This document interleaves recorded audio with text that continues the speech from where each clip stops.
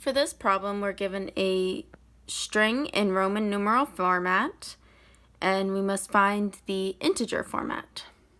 An example of this is if we're given the string with the character v, then we would output 5. If given a string with ix, we would output 9. How I'm thinking about solving this is first I will create a dictionary where the keys are the Roman numerals and the value is their integer equivalent. So we'd have the key like I1 V 5 X 10 L 50 C 100, etc. Then I will loop through each character. So if we're given C L I X, we go here, we see, we're going to check if the current is less than next. So is 100 less than 50? No. So we'll go to else, we'll say, else of a total. So we'll have total, we'll find C is 100 will equal 100. Now we move here. L is greater than I, so we're just going to add 50. Now since I is less than X, we're going to say X, or 10 minus 1 equals 9, and we'll add 9 to this. And if we had more, we would add,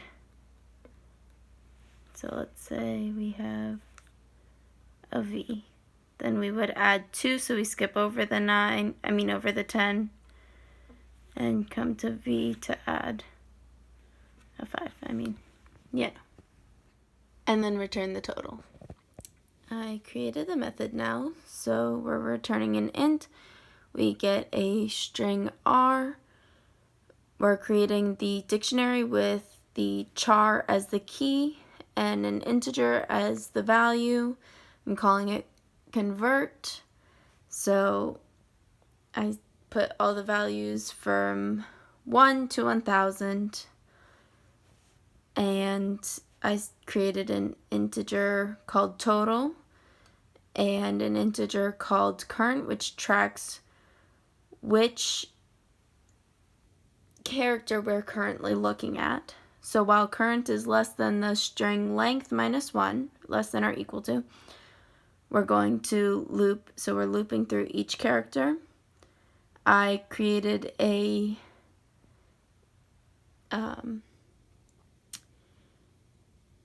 temporary current value, so it's going to be the integer that's associated with the current character. So if the current character is V, then temp current would be 5. Now, if I'm checking if the current is not equal to the length minus 1, because if we're at the end, then there is no next. However, if we're not at the end, we're checking our next. So temp next is equal to the value that's associated with the next character. And if that's true, then we're going to check if the temporary current is less than the next. If it is, a temporary value will be the temp next minus the temp current, and we'll add that temporary value to the total and increase our current integer by 2 so that we're looking at characters, we're skipping the character that we just subtracted from. Otherwise, if the temporary current is greater than the temporary next, we're just going to add the current to the total and increase our, add our temporary current to our total and increase our pointer by 1.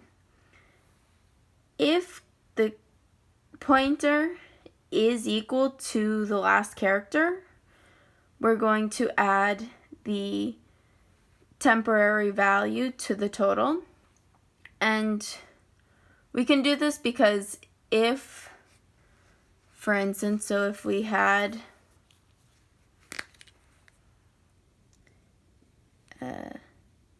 LIX, then we would add 50 plus 9, and then this would be increased by 2, and this exits. However, if we have LV, then we have 50 plus, and you see where our pointer would be here, so none of this would apply, and we would need to add this 5. And then we exit our loop and return the total. So our time is going to be n because we're going to be looping through each character in R, and our space is going to be a constant space for a dictionary because we're always going to need the same values in our dictionary. We're not going to be, it won't be end space because no matter how long our string is, we will always have a constant dictionary space.